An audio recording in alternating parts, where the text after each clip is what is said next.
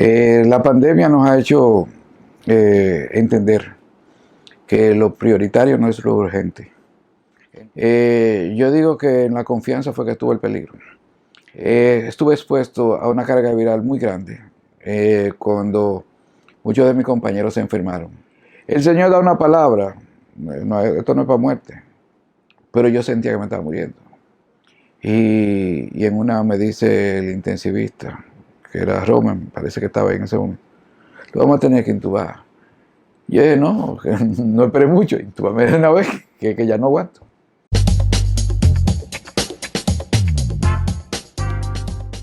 Bueno, yo soy vegano de nacimiento, de padre japonés, madre dominicana, nacido y criado aquí en La Vega.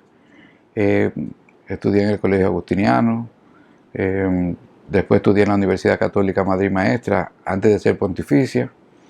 Entré en el 81, salí en el 87. Inmediatamente hice la pasantía en Rancho Viejo en el 88. Y después, en ese mismo año, ya terminando la pasantía, concursé para medicina interna y gracias a Dios gané. Y ahí hice la especialidad de medicina interna en el Hospital Regional Universitario José María Carvalho Ibáez. ¿Cuántos años tienes como internista? Bueno, desde el 91 hacia acá, que ya hace bastante añitos, son 31. Cuando aquella vez terminábamos, hubo un tiempo de huelga bastante largo en el que cuando la doctora Altagracia Guzmán Marcelino era la presidenta de la Asociación Médica en aquel tiempo, se cerraron los hospitales en el tiempo del doctor Balaguer, que era presidente, y fuimos a Puerto Rico. Todos los residentes conseguimos que nos mandaran a Puerto Rico y prácticamente nos fuimos todos a terminar allá la especialidad, o sea, a terminar, a hacer las rotaciones para no perder tiempo. Y fue de mucha bendición.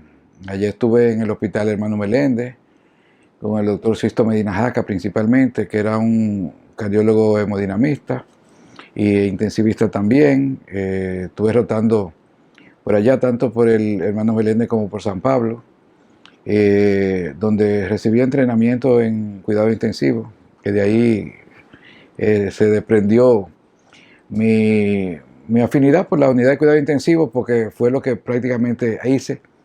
En aquel tiempo no se hacía aquí la especialidad de cuidado intensivo. Y de ahí en adelante, ya sí, cuando llego aquí, comienzo la pasantía de posgrado en el Hospital Luis Manuel Morillo King y comienzo la medicina privada en el Centro Médico Padre Fantino. Eso fue en el 91. En el 91 hasta ahora, gracias a Dios, todavía estamos vigentes en los dos sitios. Amén. Aparte de médico internista, ¿qué otra cosa te dedicas? Bueno, yo soy, aparte de internista, y hago intensivo desde siempre, y la Sociedad Dominicana de Medicina Crítica y Cuidado Intensivo me acogió, me adoptó por el entrenamiento, podríamos decir, que tuve allá, lo que me hizo ser intensivista, podríamos decir empírico, hasta que, y como no se habían abierto las residencias de medicina crítica y cuidado intensivo, la sociedad me adopta, siendo hoy parte de la directiva de la misma, y me he dedicado a la unidad de cuidado intensivo desde entonces hasta aquí, casi prácticamente. Fui a España, a la Organización Nacional de Trasplantes en Madrid, la que está en el Carlos III. Allá en Madrid nos enviaron, a mí me tocó ir al hospital universitario, el Complejo Universitario A Coruña, que es un hospital que era el antiguo Juan Canalejo, en el tiempo de Franco, que después le quitaron el nombre por el rechazo a la tiranía. Allá estuve bajo la supervisión de Antón Fernández en la Oficina Nacional de Trasplante de esa demarcación, de esa autonomía, de la autonomía gallega, y ahí hice la maestría en coordinación de trasplante. El máster Alianza es una un convenio que hay con el gobierno español y el gobierno dominicano, en donde van vamos muchos médicos para hacer así la maestría en coordinación de trasplante, que España es el modelo español es el mejor que hay en el mundo ahora mismo, más que cualquier sitio de Europa, Estados Unidos, lo que fuera. Y allí aprendimos todo lo que es esto. Duramos un tiempo, unos 3, 4 meses, más o menos 3 meses exacto eran. Y allí pudimos estar fue un tiempo bastante provechoso para nosotros y entender lo que es ese proceso de donación y trasplante, que es la alternativa que tenemos con muchos pacientes, que es la única que le queda cuando se trata de esto. Pero tratamos de que esto sea una realidad, igual que en España, muy pronto en nuestro país. Esperamos que sí. Kenzo, tú tienes ya más de 20 años, 30 años siendo internista. ¿Tú considerarías que esta pandemia es el reto más grande como internista que has tenido? Sí. La pandemia nos ha hecho entender que lo prioritario no es lo urgente. Entonces, nosotros tenemos que tener claro que las prioridades nuestras fueron muy bien evidenciadas en este tiempo. Y lo que nosotros creíamos más urgente muchas veces, nos dimos cuenta que no era necesario. Nos dimos cuenta, nosotros nos afanamos por muchas cosas que podríamos decir que son superfluas. Sin embargo, nosotros vemos que en este tiempo de pandemia nos dimos cuenta que lo primordial, que lo esencial, eran cosas mucho más sencillas. Este tiempo de pandemia cambió la vida de todo el mundo, nos hizo entender lo que verdaderamente son las prioridades, como decía ahorita, pero también nos hizo saber que nosotros tenemos que optimizar nuestro tiempo y saber que las cosas de valor en realidad son a veces las que menos tiempo le dedicamos. Obviamente, por trabajar cuidados intensivos, estuviste más expuesto al virus y eso obviamente fue la causa de que tú también te contagiaras. Sí. Cuéntame cómo te diste cuenta, cómo pasó. Bueno, pasó que la pandemia a principio, como todos nos dimos cuenta, ¿verdad? Fue una novedad. Tomamos todas las medidas de precaución extremas y nos fue muy bien. Yo digo que en la confianza fue que estuvo el peligro. Le fuimos cogiendo confianza. Ya yo le tenía mucha confianza, yo creo. Pero nunca me descuidé con las medidas de seguridad que debíamos tener. Siempre usaba mi equipo de protección personal. Tanto llevaba el protocolo de ponérmelo y mucho más el de quitármelo. Programaba todo muy bien, dejaba la ropa que usaba, entraba por la puerta trasera, me bañaba nunca antes de tener contacto con cualquier persona aquí. Y me fue muy bien, en un tiempo muy prudente y llevaba todas las medidas de seguridad. Pero estuve expuesto a una carga viral muy grande cuando muchos de mis compañeros se enfermaron. Y tuve que ir inclusive al hospital muchas veces porque de los mismos intensivistas que trabajaban así con nosotros, yo tuve que intubar pacientes. En el centro médico donde trabajo también tuve que intubar muchos pacientes que yo sabía que tenían COVID, con la caja de acrílico y sin la caja de acrílico algunos porque no daba tiempo. Y sin embargo yo entiendo que eso no fue lo que me contagió, sino que hubo un tiempo que ya era tanta la población con COVID que inclusive nos esperaban. Yo decía que los pacientes sintomáticos respiratorios eran pacientes que yo lo iba a ver en un sitio que no fuera mi consultorio, que es muy pequeño. O sea, que no tenía presión negativa ni tenía la ventilación adecuada, sino que yo lo iba a ver en las emergencias, en un sitio que había adecuado para esto. Pero la gente como quiera no se llevaba de los letreros que habíamos puesto ni de lo que le decía, inclusive mi secretaria, que también la contagiaron. E iban y me esperaban y como se ponían malo afuera había que acostar en la camilla. Yo tengo 2 camillas en el consultorio ahí. Me esperaban con un consultorio que no tenía la ventilación adecuada. Y ahí yo entiendo que fue que hubo el contagio. Un contagio donde no había vacunas en ese tiempo, eso fue en enero. No teníamos todavía una vacuna y lamentablemente hice pocos síntomas. Tenía condiciones predisponentes. Era más vulnerable que por la misma patología que tenía, hipertenso, etc. Y me llegó. ¿Cuántos días después de que tú comenzaste a sentir síntomas ya que te alarmaron? Bueno, yo comencé un lunes en la noche. Me acuerdo que en una reunión que tenía por Zoom y comencé a sentir malestar solamente, ni siquiera fiebre, pero sentía un malestar general que no era usual en mí. Y me acosté con molestias, podríamos decir malestar general solamente. Al otro día decido hacerme un antígeno que sale negativo y decido hacerme una tomografía. En la tomografía salieron pequeñitas ya lesiones periféricas en video deslustrado, pero muy pequeñitas y escasas, quizás 2. Pero el malestar lo sigo sintiendo. Y al otro día, vuelvo y me repito otra, ya el otro día yo estaba bastante, o sea, estoy hablando en 24 horas ya prácticamente, el cuadro pulmonar había avanzado bastante. Entonces te ingresaron cuánto Yo no tenía dificultad respiratoria ni nada. Okay. Simple y sencillamente una evidencia tomográfica y tenía allí, conociendo ya más o menos la patología y con la sospecha de que yo tenía de los pacientes que había visto, ahí definitivamente ya tomamos la medida del lugar para ingresarme. Sucede que me hago ver de los compañeros, neumólogos e internistas que estaban allí.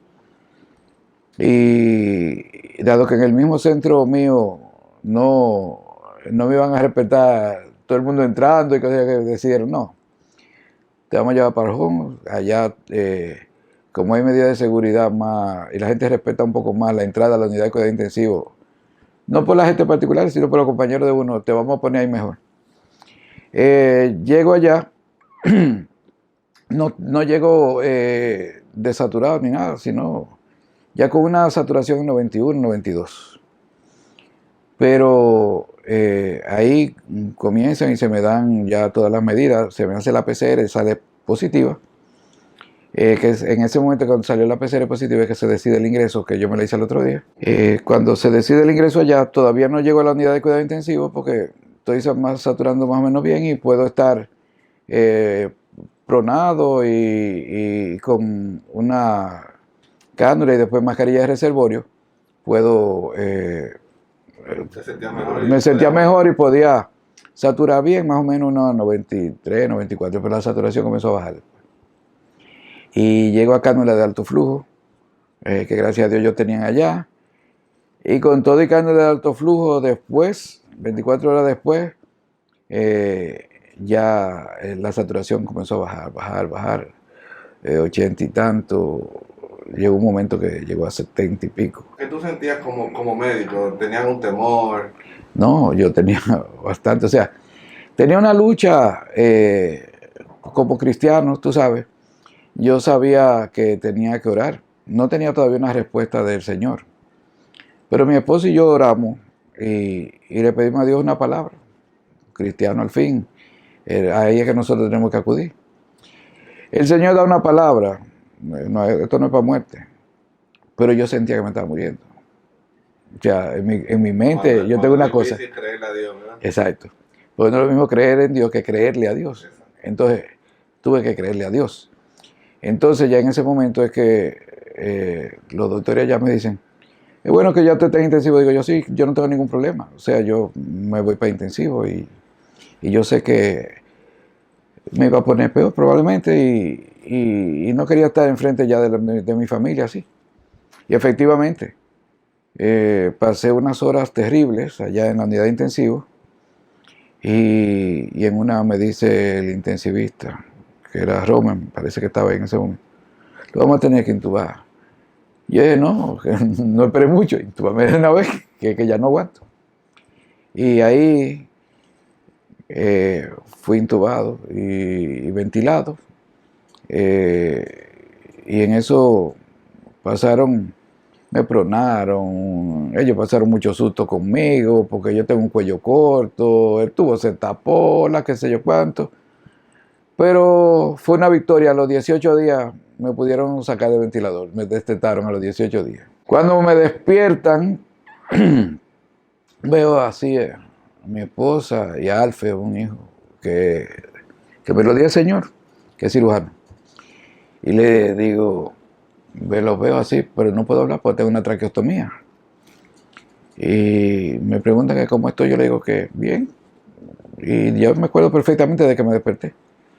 Eso fue lo primero que recuerdo. Y gracias a Dios, entonces me dijeron, no te preocupes, que está todo bien. Pero yo pensé, yo estoy muerto, estoy vivo, porque yo, cuando ya me iban a dormir, yo dije, yo me despedí o sea, yo de una forma muy solapada me despedí de mi esposa, de mis hijos. Yo lo llamé, puse la cámara en el teléfono. Me dejaron despedirme y yo me despedí de ellos porque no sabía si volvía. Un momento difícil. Pero confiado en el Señor. Pero en ese momento yo dije, bueno, estos se murieron también, están conmigo aquí en el cielo, ¿verdad? Pues yo sé que yo voy para el cielo, yo no tenía problema con eso. Entonces, le oigo que saltó una mala palabra por ahí. Yo dije, pues no estoy en el cielo. Entonces, me reí mucho. Esa era una parte chistosa entonces yo dije, bueno, pues estoy vivo aquí. Está buenísimo. Después de eso duré ahí, no sé, unos cuantos días más en la unidad de intensivo y después duré afuera también bastante. Yo entré un 12 de enero y salí un 22 de febrero. Son 40 días. Sí, más o menos, exacto. Y salgo sin caminar, sin mover el cuello, por una relajación, un síndrome flácido, por bastante relajación, bastante neuropatía, dolores fuertes. No podía apoyarme, no podía sentarme, no podía caminar, nada. Todo era hecho. Tuve que aprender a caminar, aprender a fonar de nuevo, porque yo no tampoco hablaba, porque con la traqueostomía no podía. Y el Señor fue haciendo la obra. Pero yo llegué aquí en una cama de posición que me tenían que mover por un movible. O sea, que yo no movía ni el cuello. Gracias a Dios que mis hijos son fuertes y grandes y me cargaban y todo era pamper y todas las cosas. O sea, era un inválido totalmente. Tú eres una persona de fe. Amén. Y nos conocemos ya desde hace mucho y eso nos conecta. Cuando tú despertaste, viste que tú superaste eso. ¿Qué tú sentiste? Le di muchas gracias a Dios, porque el más sorprendido fui yo. Yo no pensaba que iba a despertar. O sea, el hombre natural mío no despertaba, el espiritual sí.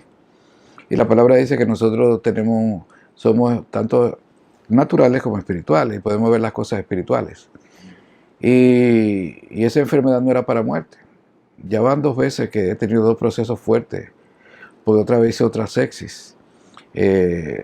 Por una enteritis que también duré mucho tiempo. Y fue milagroso también. Y así mismo el Señor me sacó, me sanó. Y ahora hizo lo mismo de una manera magistral. Pero yo quedo con estas marcas que todavía ves ahí, que quizás se notan, que no se notan tanto, pero eran postillas de la pronación. Quedó con la traqueostomía, quedó con la marca de la traqueostomía y quedó con una escara en los glúteos, una escara sacra y glútea, que fue un proceso también largo en donde se infectó y hubo que debridar eso. Después de esto hice una estenosis traqueal con un granuloma, sin esperanza de quitarme la traqueostomía. Trataron de dilatarme la tráquea y sacar el granuloma por vía endoscópica. No se pudo. Y lo que quedaba era cirugía. De una forma milagrosa, el Señor se la luce otra vez y comienza el proceso voy varias veces ya donde el otorrino. Ya quedaba la alternativa quirúrgica probablemente, que es un proceso que es, podríamos decir, la única alternativa, pero bastante riesgosa. El Señor confirma otra vez la palabra y nos dice que eso va a estar bien, pero estaba muy estenótica y tenía un granuloma muy grande. Y fue abriendo. Me sacaron la cánula de traqueostomía. Me dieron chance semanal de ir allá para ver si no hacía estridor ni hacía dificultad respiratoria. No hice. Me pusieron después, me hacían la laringoscopía cada vez que iba, tremenda cosa. Volvía otra vez, otra laringoscopía, volvía acá, después de semanal era quincenal, después mensual, hasta que en la última prácticamente no tengo granuloma, tenía muy poquito ya y la tráquea se había ensanchado. La escara se infectó, que tuve que usar carbapenémico y toda la cosa, otra vez interno aquí con mis antibióticos, con el tapeno, me acuerdo que era un gramo diario ahí hasta que se fue una Escherichia coli que se le entró ahí por continuidad problemática. ¿Y cuánto tiempo después pudiste volver a caminar y a valerte por ti mismo? Ya de estar aquí como a los 20 días, di mis primeros pasos. Ya asistido, o sea, yo estaba en mi silla de ruedas, ya podía mover el cuello, ya podía ponerme en el inodoro portátil que tenía, me llevaban y me cargaban y me ponían. Y de ahí en la silla de ruedas ya yo era un experto manejando mi silla de ruedas. No mudaba ni un paso todavía hasta que comencé a mudar los pasitos y ahí a lo último ya comencé a caminar. Después este proceso fue largo porque solamente tengo que me quitaron la traqueostomía casi 3 meses ahora. Wow. ¿Y cuánto tiempo después pudiste reintegrarte a tus labores? Yo me reintegré el día 6 de septiembre de mi cumpleaños. 9 meses más o menos. 9 meses fuera de combate. ¿Y qué tú aprendiste, Renzo, de esto? Como persona, no solo como médico. ¿Qué aprendizaje te ves? Bueno, yo aprendí a esperar en el Señor. Y esperar, como dice la oración, es difícil.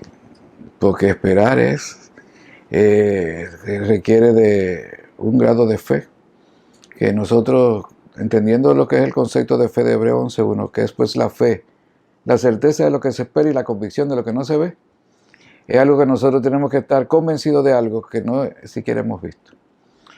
Y es muy difícil para el ser humano natural, pero con el Señor se puede. Entonces, yo no sabía qué día iba a volver a caminar, yo no sabía. Cuando a mí me pusieron por primera vez en el piso, yo dije, yo no quiero volver a caminar, porque el dolor fue tan grande que yo dije, yo me resisto, yo creo, de volver a caminar, porque yo quedé solamente con los huesos y la piel. Yo tuve una sarcopenia terrible. Yo vuelvo y tomo de nuevo masa muscular ahora. Y prácticamente yo lo perdí todo. O sea, yo vine. Para salir de allá, me dieron una campana para que la sonara, como salen los pacientes. Pero yo no podía mover ni siquiera el brazo izquierdo, era con el brazo derecho. Y la campana me pesaba, una campana que podríamos decir normal. Y yo le doy gracias a Dios porque yo tuve que esperar, mover. Cuando yo, gracias a Dios, no perdí en ningún momento la noción del tiempo ni nada. Yo empecé a soñar después que ya estaba despierto, porque yo no me acuerdo de nada, absolutamente de nada, ni vi nada, ni sentí nada mientras estuve. Para mí fueron media hora esos 18 días que yo duré en coma inducido.